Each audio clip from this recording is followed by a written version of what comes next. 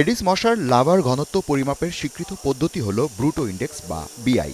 এই মানদণ্ডে লার্ভার ঘনত্ব 20% বেশি হওয়া মানে সেসব এলাকায় ডেঙ্গু রোগের প্রাদুর্ভাব নিশ্চিতভাবে বেড়ে গেছে।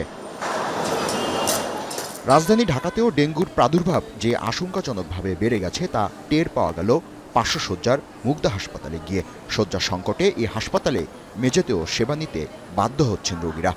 একজন ডক্টরের 20-30 জন পেশেন্ট দেখার কথা, সেখানে অলরেডি 140 জন পেশেন্ট। আর ডেঙ্গু মানেই কিন্তু সেন্সিটিভ ব্যাপার, এবং ডেঙ্গু পেশেন্টগুলো কিন্তু হুট করে খারাপ হয়ে যায়।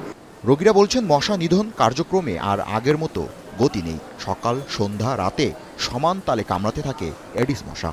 সপ্তাহে একদিন আসে ওষুধ দিতে, রেগুলার কোনো কার্যক্রম করে না। অনেক জায়গা আছে, অনেক জায়গা পরিষ্কার নেই, আর সিটি কর্পোরেশনের লোকও ঠিক মতো ডিউটি করে না।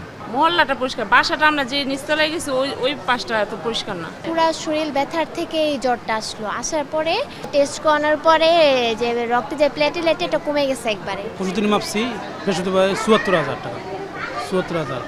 এখন ব্লাড বন্ধ হয়েছে আর মুখের ভিতরে ঘা।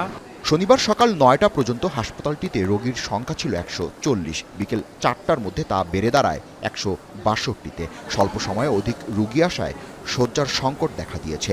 কয়েকদিনের মধ্যে পরিস্থিতি গুরুতর হওয়ার শঙ্কা রয়েছে।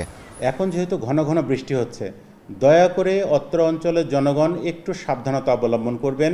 সেপ্টেম্বর অক্টোবর মাস ডেঙ্গির একটা সিজন, সামনে এই রোগটা বেড়ে যাওয়ার অনেক বড় শঙ্কা আছে। অতি সম্প্রতি আমাদেরকে বেশ কিছু ডাক্তারের পদায়ন করা হয়েছে এখানে, যদিও সেটা সম্পূর্ণ সাফিসিয়েন্ট নয়। এদিকে বাড়তি চাপ সামাল দিতে হাসপাতালে ডেঙ্গু ডেডিকেটেড ওয়ার্ড খোলা হয়েছে। প্রস্তুত রয়েছে অতিরিক্ত বেড, মশারি, স্যালাইন সহ আনুষঙ্গিক সেবা উপকরণ।